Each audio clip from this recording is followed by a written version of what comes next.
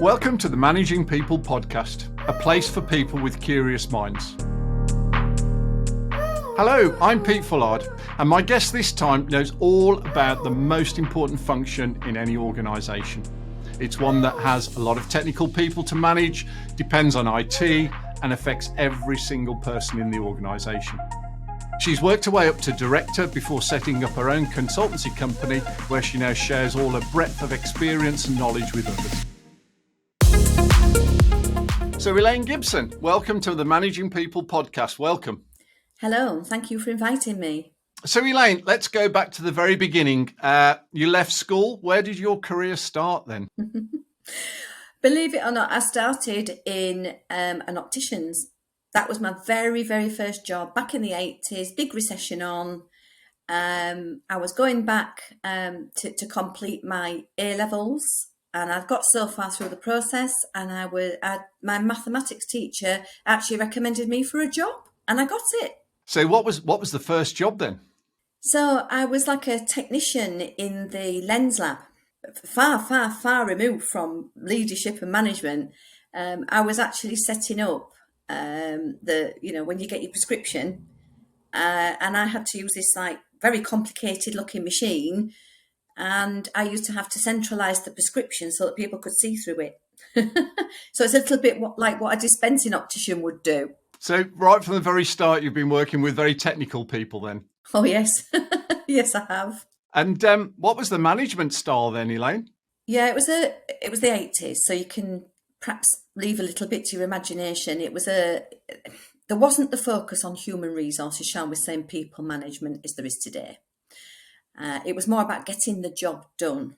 And the other management bits came secondary, really. So, yeah, the people skills, I would say, at times were lacking. But it wasn't a bad experience. And, of course, it was tough. I won't deny it. Again, as I say, it was the 80s. However, it's helped form who I am today and the type of leader that I am, those experiences. So it's good. And so what followed that one then? What was the next job after that? Right, so that's when I started getting more into like accountancy and payroll and that kind of thing. So I started at a firm of accountants. I was training to be an accountant, actually. That's how I started off. I did all my AAT, so Association of Accounting Technicians qualifications. And I was going to go on to do the professional accountancy qualifications. And one day, she was a sole proprietor. It was on a farm. It was beautiful. It was lovely, in a barn. And she came up to me and said, "Elaine, I need you to do the payroll." The guy who did it was off sick, and she gave me these really archaic A4 packs with all these cards in of how to do tax, national insurance, and I had to sort of like pick it up and learn it really quickly because we were doing client payroll at the time. So thrown in at the deep end there then? Absolutely thrown in at the deep end.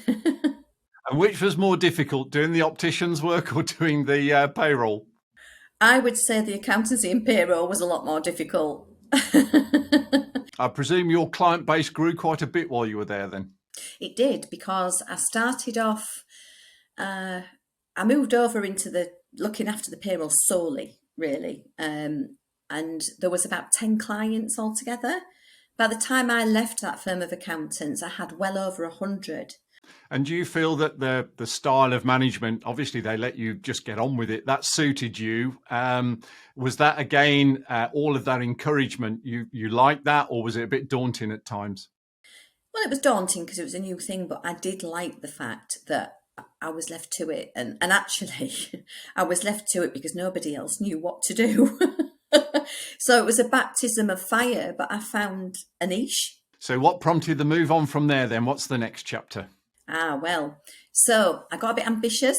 I decided that I wanted to really get more into the payroll side of things. And I knew actually from the research I'd started doing, there was courses out there, and actually you could become quite senior in such a role, especially if you worked for a larger organisation. I found an organisation that would sponsor me, and I eventually ended up then at Carlsberg Tetley, which was my first real proper nitty-gritty management role.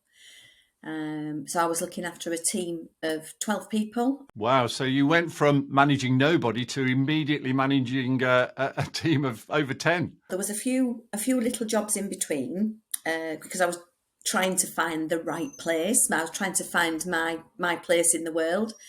And so I did end up managing small teams, so maybe 2 people, 3 people max. But in the meantime, I'd qualified. I'd got my core payroll qualification. So it was like a level 4 of a foundation degree level. And then it qualified me. It was recognised in the industry. And so when I went for the job, they recognised that. They put me through a graduate recruitment, which was tough. And I landed the job. So I was really grateful. It really gave me that foot in the door to management. But that's quite a leap actually from 2 to 10 then. So was that the biggest challenge in terms of management for you at that point in your career? It was actually because, those individuals, a very diverse range of age groups as well. They were looking to me for support and guidance. So there was people younger than me in that team and people older than me in that team that had been there for years. The husbands worked on the production line and things like that. So it was very much a community, although it was a great big company and actually a global company because they were based all over in different areas of the world. But very much a family atmosphere within the team. But yes, it was a challenge trying to gain their trust. And the fact that actually I did know what I was talking about. So how did you go about gaining that trust? That's a very important word in management. Yeah, it takes time. I mean, you can see people when you come in and they're watching you, they're quiet, they probably don't really open up to you much to start with. But I just made sure that I sat down with each individual team member and talked about day-to-day things as well as work so that they could sort of get to see that I was a human being. I'm a normal person. I've just got a job to do and I just so happen to be the decision maker, and decide how the operation ran. So, yeah, it took time. And I would say after about 6 months, we actually did form. We went through that, is it Tuckman's model? Is it not forming, norming, storming and performing? 6 months seems like a long time to a lot of people, but would you say that's typically when you're going in to manage a reasonably sizable team, that's the sort of expectations that maybe a new manager should set themselves? If you're going into a larger organisation, I mean, it depends on the people. It depends on the culture that you step into to start with, and the size of the team. So for instance, you could manage a team of 6. It might take longer to gain that trust, or you could achieve that in a quicker pace of time. So I think there's a lot of factors that would determine how long it takes to gain a team's trust. But as a benchmark for me, and actually it's happened in another organisation that I've worked for, pretty much that same formula. So whether or not it's just the way that I operate as a manager stroke leader, then that's a determining factor also. With a company like that, I'm guessing there were people overseas and quite a big payroll to run. What sort of size and scope, and did you see lots of culture variations within the people that you were working with? I did. So my connection with the global world was annually because I was responsible for working with a firm of accountants, one of the top 4 firms of accountants, to actually calculate all the benefits and the expenses because it's very complicated with overseas because you've got dual taxation arrangements and things like that going on. So I did liaise with some of the directors. Very quick to tell you if you had made an error on their P11D, I might add, which is the benefits reporting form for HM Revenue and Customs. But generally, internally, the culture when I stepped into it was pretty good, to be honest. And I just built on that. So the team culture was great. And there wasn't just myself. It was one of those great big open offices where there was my section at one side and then there was all the legal team, the employment law side of things at the other side. But we used to interact really well together because we were like 2 sides of the same coin. So there was quite a buzz in there, actually, and a lot of social going on as well. It was good. What do you think are the most important things that you learned about managing all those different relationships? Communication.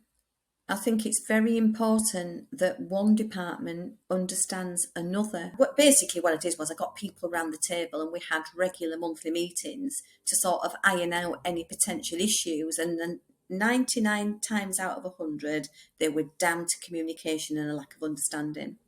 And clearly you focus very much on building relationships. And I guess ultimately when you're working with people, you become very friendly with them.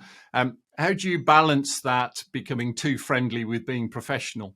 Yeah, it's a difficult one. It is, because if you really click with somebody, maybe out of work you could be really good friends, but I'm a great believer in there's nothing wrong with being friendly with people, but it's just about not crossing that line really and not showing favoritism to individuals.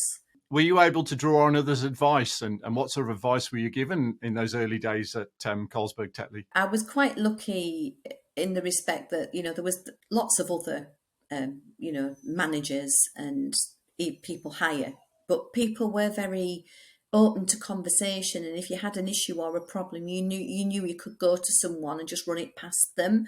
But I was also a member of the, as it's now called, Chartered Institute of Payroll Professionals.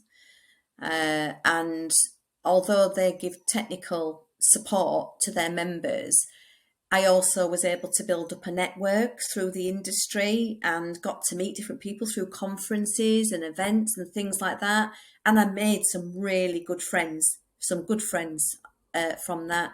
And even now, there's a couple of them, like 20 odd years on, we're often catching up with each other and supporting each other with various dilemmas. Sounds like you've got a very good network to draw on, and which obviously was built through that. So where after Carlsberg Tetley then? The institute that I was a member of, I saw a job advert in their trade magazine, and it was for a trainer. And I thought, I was ready for another challenge, and I thought I really liked the sound of that. There was opportunities for more study. I actually did my master's degree while I was working with that organisation, and there was a lot of leadership and management, I suppose, development in that course itself. But alongside that, I was also developing the practical experience around it as well. So the two together was just a real powerful mix. And what did that job involve then? I ended up being responsible for the qualifications and training portfolio from a strategic point of view. That led me into working with universities and colleges that we were associated with in terms of our further and higher education offerings. Was there a different culture and different management style at the CIPP as opposed to the previous places you've been at? Yeah, there was. And I saw a lot of changes because the company grew while I was there. It started off sort of smaller, if you like, because 16 years later, when I eventually left them, or just under 16 years, it really turned into quite a big operation and it was very prominent in the industry. And what team were you managing while you were there in those various roles? Oh, I managed a number of teams. But when I then stepped in and got the promotion for education director, then I was responsible for the whole workforce. Management challenges? Any challenges while you were there, or was it all plain sailing? No, I mean, one of the first jobs I was given to do when I was promoted to education director was to undertake a restructure of the organisation. And it was about really not necessarily letting everybody go, because there weren't many people did go as a result of that. It was about making sure people were in the right seats. Looking at the managing individuals, did you have any challenges or real big achievements that you're proud of in terms of some of the individuals that you supported? There was an individual that I had people coming to me day in, day out saying, they were upset that they'd faced this issue and they weren't happy. Some were thinking of leaving. And so I had to address that. Now, when I would sit down with these individuals, I spoke to them all on a one-to-one basis because I wanted to get things from their point of view, just to see if there was a pattern.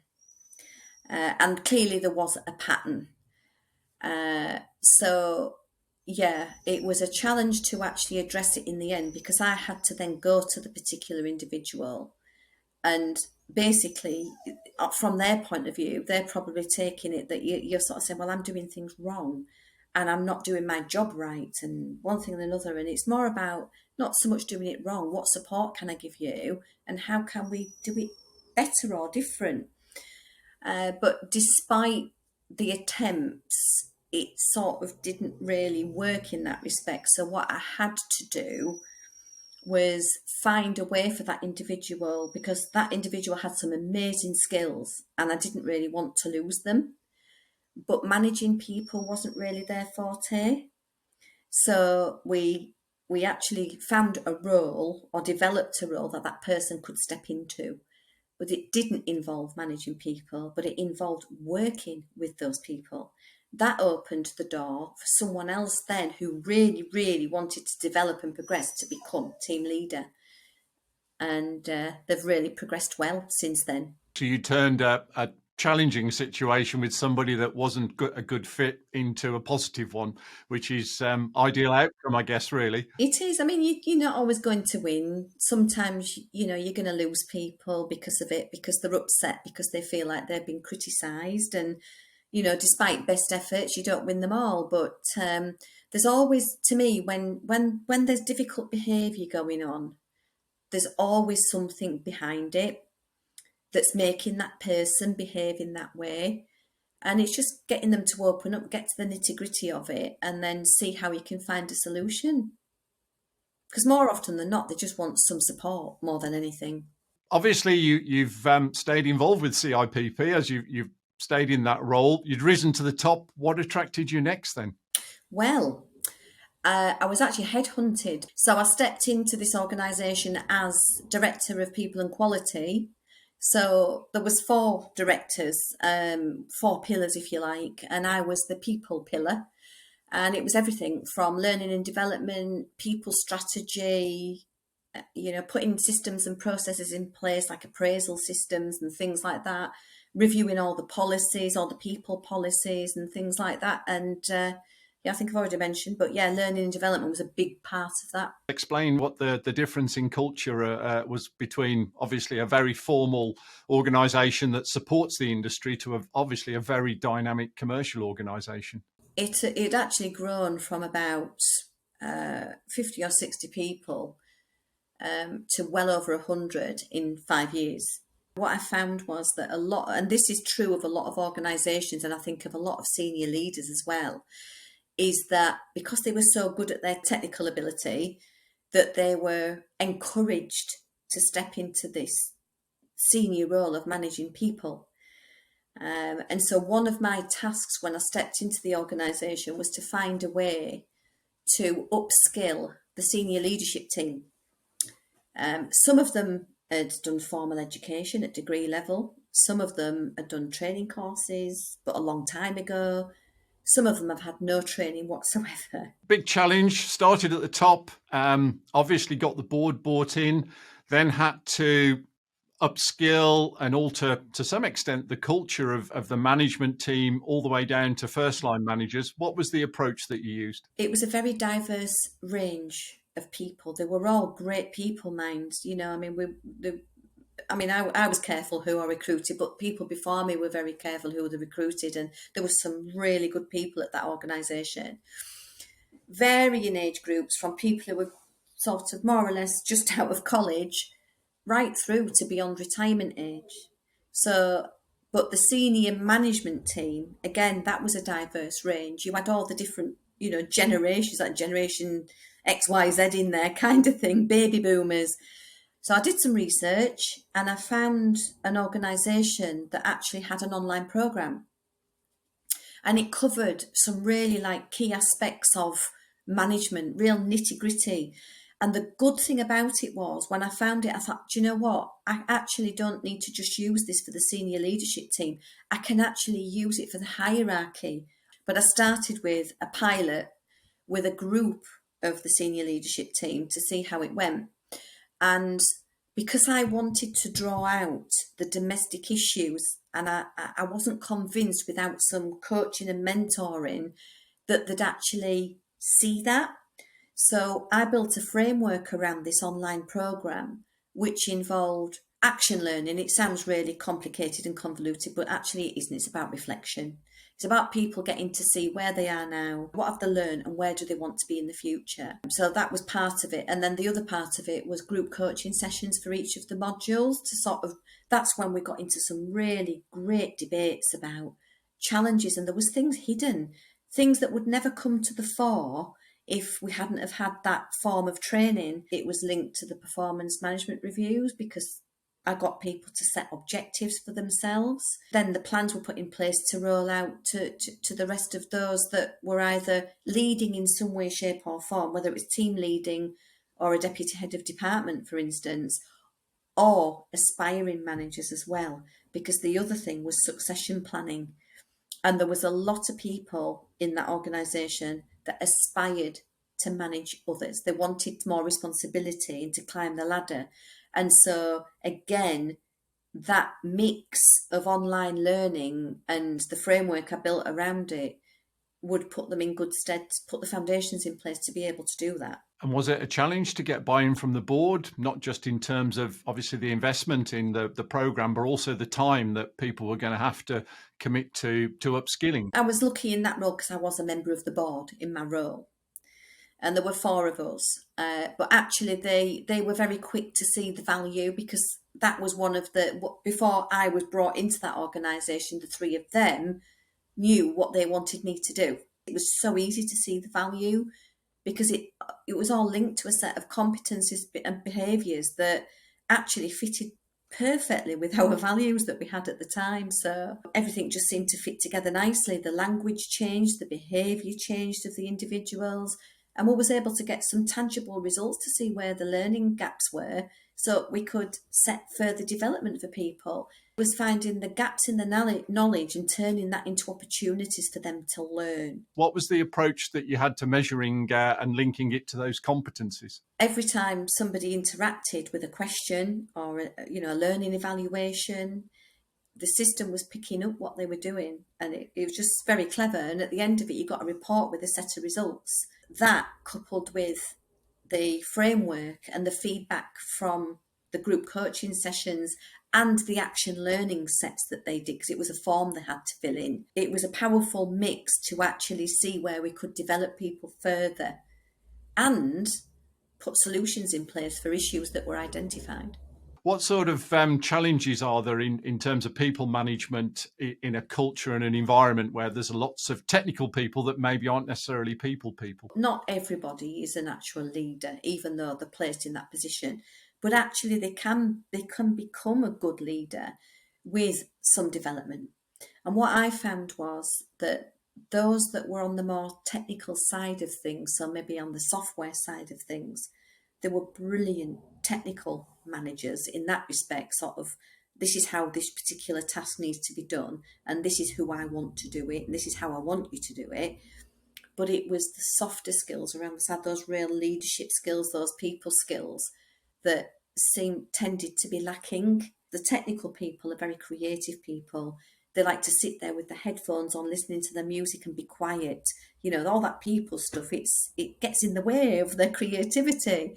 So it was about bringing that out in them. And to be quite honest with you, there was some good leaders amongst those people. How have you experienced different people management according to different generations? Do you see much variation in that? What I find is, and I'm not putting people in a box, but the more mature people, because they've got such a lot of experience behind them, tend to be able to think a little bit more outside the box. Whereas the younger generation haven't got that level of experience behind them, and they're great and they've got some fabulous ideas, but sometimes they need to learn to apply a filter and just take a step back a little bit before jumping in. Where did you move after that role then? I'd achieved what I could where I was, and so I set up my own business, People Transformations Limited. And it's predominantly about learning and development, management, leadership, coaching, mentoring. And what would be your dream project to work on? Leadership development. So I absolutely enjoy writing programs, so learning programs, and then I love delivering them. The best part of it is getting in front of people and being able to share your experience. And, you know, as a lecturer, even when I was lecturing at the university, you don't know it all. You can't possibly know it all. You can actually learn from your students as well. And it opens up debate because you've got your opinion, they've got theirs, and it's about bringing that together and learning from each other. But that's the bit I really get a buzz from. What would be the advice you'd give to your younger self in terms of management? One thing I would say is don't say yes to everything. Because when you're starting out your career, I know myself, I was a bit quieter than I am now. Hard to believe, I know, but I wanted to please. I wanted to show willing, and I would say yes to everything, and then you can become overwhelmed. Don't sit on anything or bury your head in the sand. Go for it, and also utilize the people around you to support you. What would you say to a first-time manager?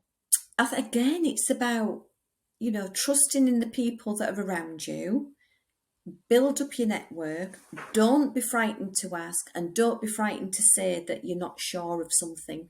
What would you say to somebody that's maybe been a great people manager for many years? What's new in the world of management? How have things evolved? To an experienced manager, I would say open your eyes to what's around you, different trends, different behaviours in the workplace. You've got to know your people. You've got to understand each individual. So rather than trying to apply one particular management style all of the time, so I don't know, maybe you might be a bit authoritarian or leading from the front or consultative or participative. There's loads of different styles, isn't there? But I think you've got to be prepared to bring out a mix depending on the situation. Sometimes you really need to lay it on the line so that people get the message. Sometimes there could be situations where you need to apply that little bit more of a softly approach, and that's where the people skills come in. That's people management. What advice would you give to other learning and development teams or even other senior managers on how to engage the board with what can be achieved and get their buy-in? Because without that, you're not going to succeed. I was a member of the board, but I still had to put a business case forward. You know, what is the benefits to the organisation? What kind of return on investment am I going to see? And some of the benefits are going to be intangible. So, you know, you need to really think about it and get it down on paper. What sort of things do you read? Who are the people that you listen to? Where do you go to get information? Places like LinkedIn, you know, and your network, if you're lucky enough to have built up a decent network. In terms of individuals, like people that maybe I follow, there's an organisation called Good Foot Development. They're quite interesting. They do seminars and discussions and debates, which is always good. And I'm now part of a member of a couple of WhatsApp groups for leaders and HR people. And if anybody's stuck, we can just WhatsApp each other and just say, has anybody dealt with this before? Or what was your source of information? Or how did you deal with this? There's influencers like Simon Sinek. He's a leader. For instance, he says that leaders aren't responsible for the results, but they're responsible for the people who are responsible for the results. And I found that quite a powerful statement. Another lady, Jane Eames, she's actually an exec coach and she deals in team dynamics. So she's a consultant, but you know, she's very good. She often posts things on LinkedIn, but she's a good person to look up. Another really good source of information is a book by a guy called Gino Wickman. It's Americanized, but you can adapt it, and I've adapted it for strategy. It's called Get a Grip on Your Business. It's Traction. It's called Traction, and it's brilliant, and it's got a really good people section within it. Another one is The Little Black Book by Michael Nicholas. It's really quite an insightful book. I recommend if you get a chance to sit down with a coffee and perhaps read a chapter now and again. It really is insightful because it also sort of digs into how the brain works a bit as well. So that neuroscience side of things, which is something that fascinates me, like emotional intelligence and things like that. I love all that kind of thing. But another one that is really good if you're a people manager, it's called Organisational Behaviour by Laurie J. Mullins. And I was told when I did the HR modules in my degree that I would always refer back to that book. And do you know what? I still do to this day. It was years ago since I did my masters, and I've still got stickers in from when I was studying. I'm very sad. That is brilliant, Elaine. Well, look, Elaine, it is always a pleasure to talk to you. I learn something new every time we speak. Thanks very much for being on the Managing People podcast. Really appreciate you taking the time to talk to us. It's my absolute pleasure. Thank you, Pete. Thanks for listening to the Managing People podcast. I hope you found it informative and useful. All the information mentioned is in the notes on the podcast page, and I hope you check out the other episodes. See you next time.